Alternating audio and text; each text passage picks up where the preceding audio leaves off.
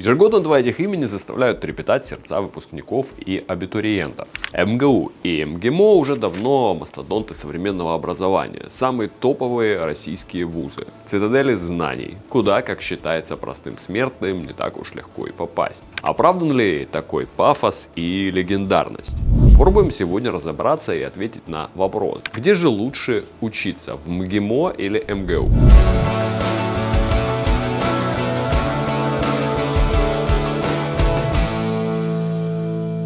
Позиции в рейтингах. Мы возьмем максимально свежие данные за 2021 год. QS World University Ranking. МГУ на 78 месте. МГИМО 355. Times Higher Education World University Ranking. МГУ на 174 месте. МГИМО дальше. 800 строчка. Шанхайские рейтинги. МГУ 93, МГИМО не в первой тысяче. Рейтинг топ-100 вузов России RAEX за 2021 год. МГУ 1, МГИМО 7.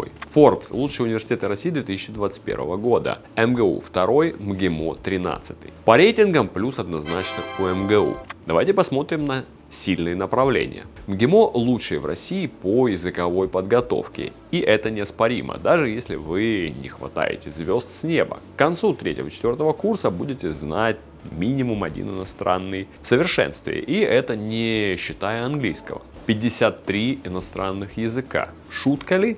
Рекорд Гиннесса. Хороший и гуманитарный профиль, и дипломатический. Те же международные отношения. Разумеется, если вы хотите построить карьеру в МИДе, лучше варианта, чем МГИМО, вам не найти. Международное право.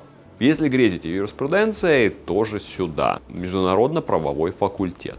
Сильна и журналистика. Опять же, международная в первую очередь. МГУ в первую очередь классический университет. По дисциплинам этого круга, например, гуманитарным, он в России имеет мало конкурентов. Кроме того, очень сильны естественно-научные направления. Основательнее они изучаются только в профильных вузах, например, в медицинских академиях. Если хотите стать юристом, но вполне устраивает карьера в России, без международного права МГУ очень силен. По языкам возможности есть и совсем неплохие. Германский институт, французский колледж. Но с МГИМО, конечно, не сравнить. Кроме того, в МГУ можно найти инновационные современные варианты. Единственный в России факультет космических исследований с 2017 года. Межфакультетские современные курсы, литература и современные медиа, бизнес-планирование, юридическая поддержка стартапов, междисциплинарные курсы, биоинформатика, фундаментальные нанотехнологии.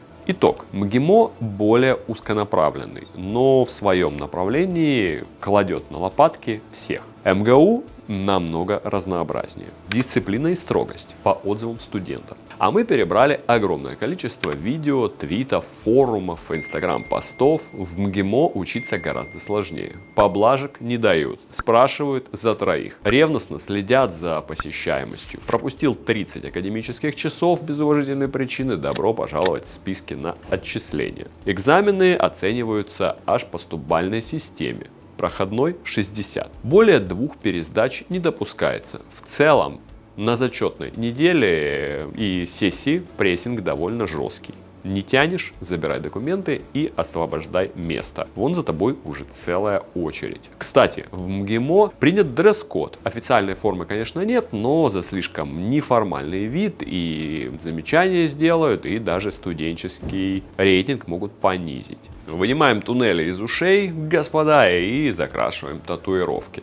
МГУ же дает большую свободу. Здесь особо пинать вас никто не собирается. При желании студенты могут найти время, чтобы работать или заниматься творчеством и студенческим самоуправлением. Что касается сессии, то здесь ситуация чуть попроще. Преподаватели дают возможность получить автомат. Самих зачетов и экзаменов обычно поменьше, то есть и стрессуют студенты послабее. Какой стиль учебы вам предпочтительнее, выбирайте сами. Едем дальше. Стажировки. При подготовке современных специалистов без практики никуда. Посмотрим, как МГУ и МГИМО решают вопросы со стажировками. МГИМО однозначно контролирует и развивает это направление.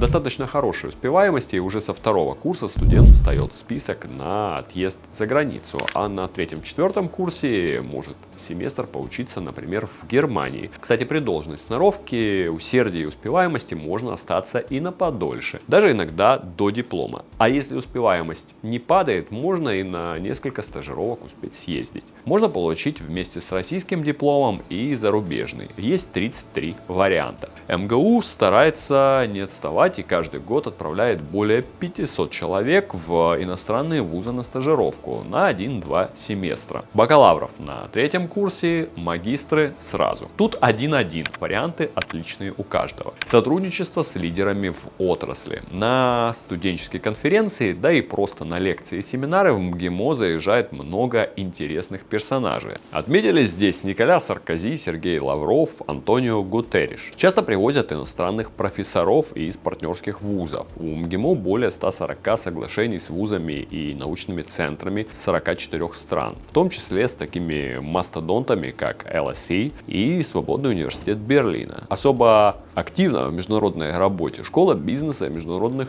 компетенций, у которой есть мировая аккредитация Association of MBAs. Тут хочу отметить, что если вам интересна учеба в зарубежных учебных заведениях, то заходите на сайт www.smaps.ru, там огромный выбор университетов за границей и не только. Ссылочка будет в описании к данному ролику.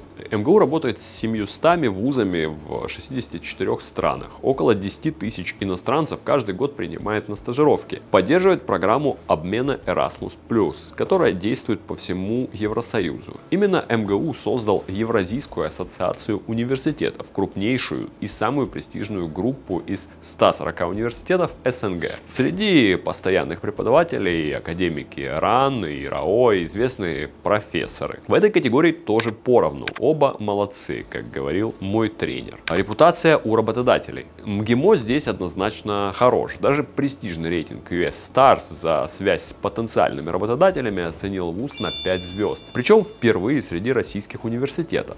В российском рейтинге вузов, выпускающих востребованных специалистов, он на втором месте. В России только 2 вуза, в которых можно получить направление в МИД. Это МГИМО и, собственно, Дипломатическая академия МИД России. Хотите работать в министерстве, подайте заявку на вакансию и подтвердите знание иностранного. Больше никаких экзаменов не потребуют. Правда, многие уже не так уж и рвутся в МИД. Больше хотят работать в международных компаниях. И перспектив побольше, и карьерный рост побыстрее, да и платят побольше. Так как МГУ по многим критериям считается вузом номер 1 в России, его диплом ценится соответственно. В 2018 году МГУ возглавил рейтинг востребованности выпускников. Да, так с верхних позиций особо и не уходил никуда. Снова ничья, престиж каждого неоспорим.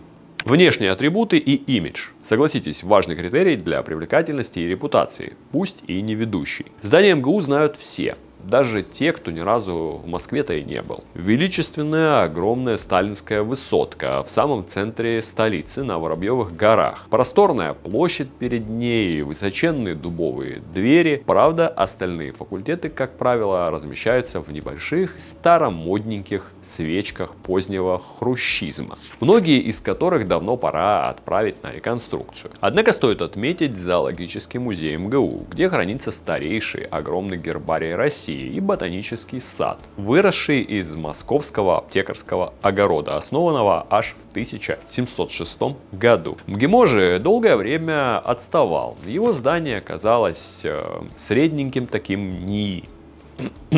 Зато после ремонта он даст многим 100 очков вперед. Современный, технологически совершенный комплекс, образчик инновационного дизайна, подчеркивающий амбиции МГИМО как центра образования 21 века. Кстати, МГИМО чтит и современные экологические веяния. С 2011 года тут работает движение МГИМО Goes Green. Создаются и воплощаются проекты по национальному природопользованию.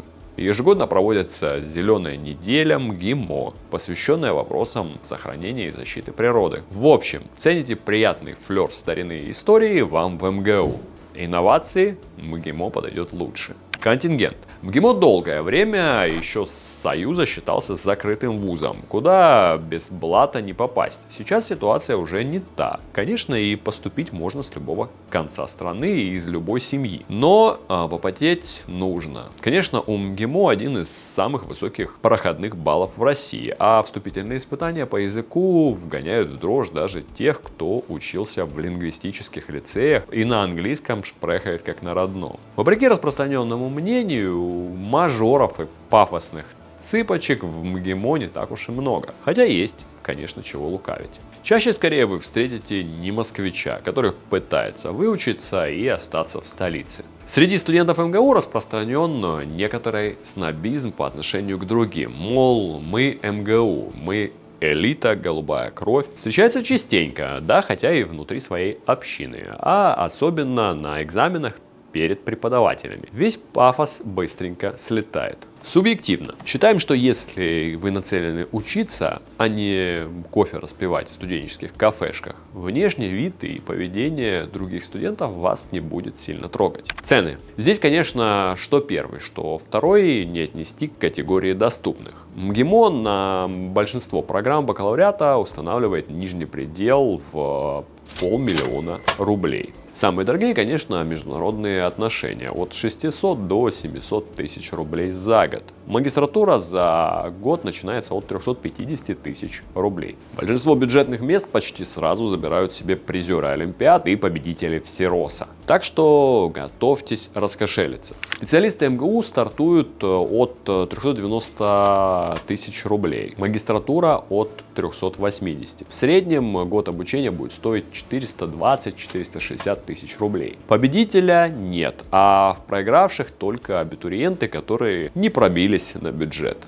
Недостатки. Это очень субъективный пункт. У каждого найдутся какие-то минусы. И сравнивать их между собой весьма сложно. Поэтому перечислим основные недостатки каждого, которые отмечают реальные студенты. Здесь хочу отметить, что у нас есть также видео про недостатки МГУ. Это видео вы можете посмотреть по ссылочке в описании к данному ролику. Видео было составлено на основании мнения различных студентов. Опять же, все это очень субъективно, не цените строго, но определенное понимание, конечно, это вам даст. Иностранные языки ты не выбираешь, можно только отметить приоритетные, но не факт, что тебя на них запишут. В итоге можешь отправиться учиться какой-нибудь урду дари, хорватский или индонезийский. Учеба настолько загружена, что на подработку времени не хватит ни на каком курсе. В результате выпускники часто жалуются, что не успели получить реальную практику, попробовать знания в реале.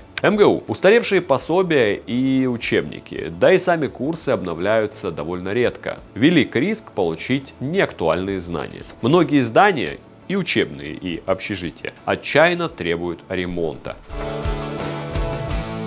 Выводы сделать трудно. МГУ и МГИМО очень разные вузы, направленные на разные области со своими сильными сторонами и недостатками. Если хотите остаться учиться в России, безусловно, любой из них станет престижным выбором. Диплом будет не стыдно показать любому работодателю. Но помните, что главное — это реальные знания, практические навыки, возможность рассуждать и анализировать, а не просто зубрить. Если вы научитесь учиться, то успех не заставит себя ждать, какой бы вуз вы ни выбрали.